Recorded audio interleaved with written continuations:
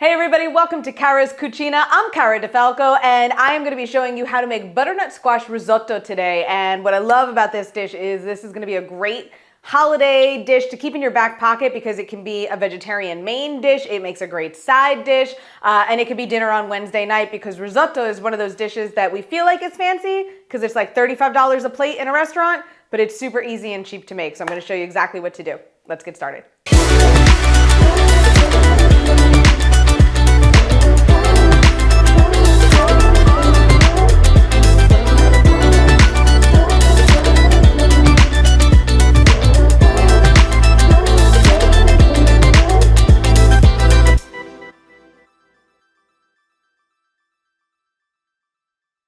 All right, let's talk some ingredients. So we've got about a pound of butternut squash cubed up.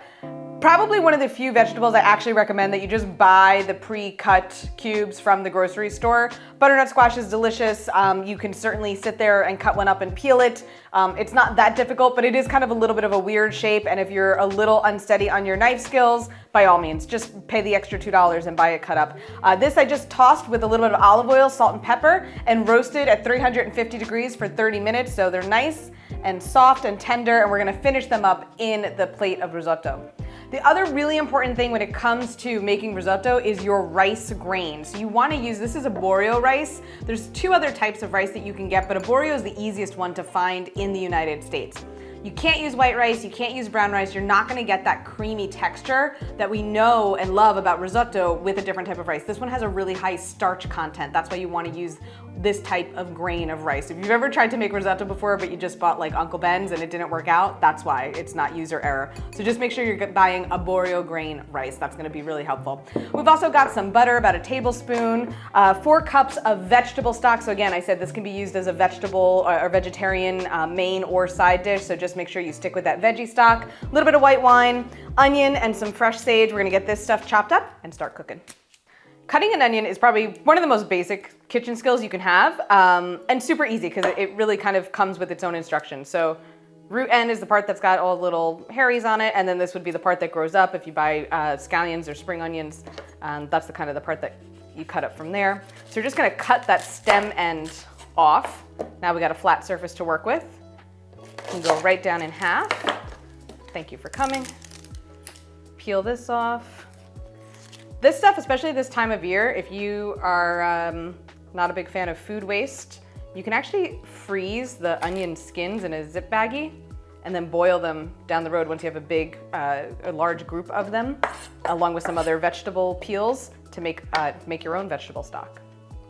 And this is a very small onion, so if you're one for measurements, you just need about a half cup of chopped onion. And we've got 2 flat surfaces to work with. So we see the onion has lines down it, right? So that's why I say nature gives us the instructions. So we're just gonna take our knife and follow those lines, cutting towards the root. You wanna leave that root end intact. That's what's holding all the pieces together while you're cutting. Then from there, we can just go 1 slice right down the middle, again, because this is a very tiny onion. Hold everything together and straight down. When you get to the end, you can't hold it anymore. Again, put it on its flat side. Just chop the rest of this off. Ooh, it's a powerful onion. A little teary-eyed. It's gonna be okay. All right, sage. Just fresh sage from the garden. Big, beautiful flat leaves. So we're just gonna take those off. Got about 10 to 12 leaves. These are kind of little baby ones, so I'll use all of them. Fresh herbs, I usually just kind of bunch them all up. So the important thing with risotto is to heat up your stock or whatever liquid you're using so that it helps keep the cooking going. So we're gonna put this into a separate saucepan and just put this over low heat. In our main pan, we're gonna put in some olive oil and that little bit of butter, and once that starts to melt and come together, we're gonna add in our onion.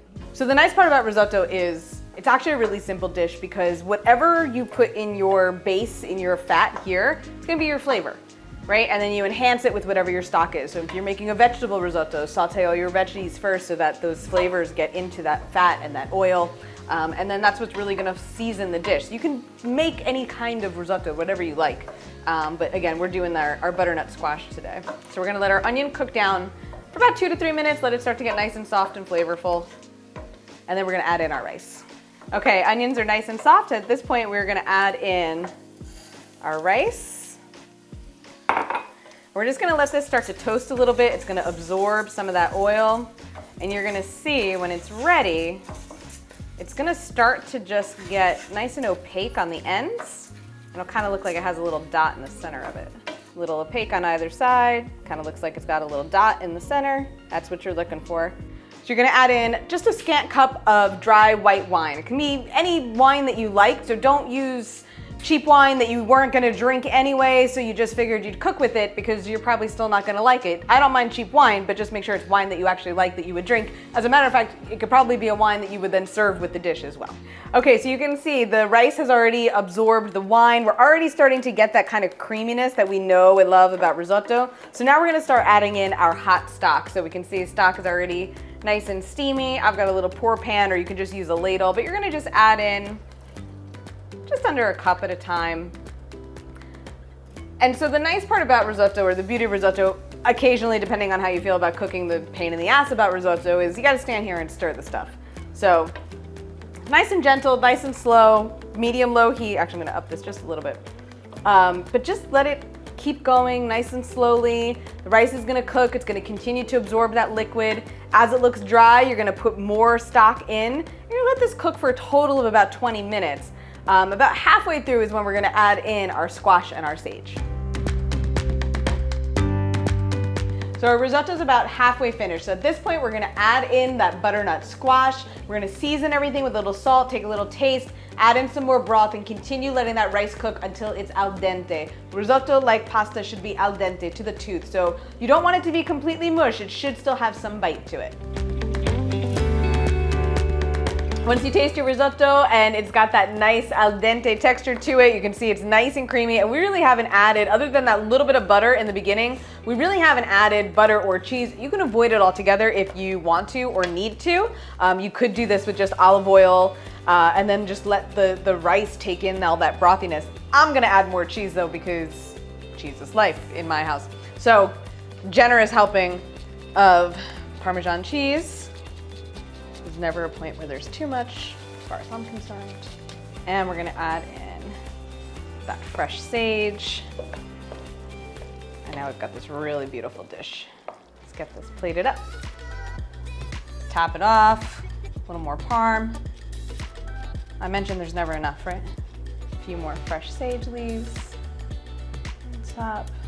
There you go, you've got a delicious, beautiful vegetarian main dish, side dish, weeknight dinner for the holiday season. All right, guys, I gotta dive into this dish. Don't forget, you can get the recipe at caradefalco.com. You can follow along Facebook and Instagram at caradefalco. And if you're new here, please hit that subscribe button. It is always appreciated, as well as the bell icon, so you know when the next new recipe is up and ready for you. Bon appetit.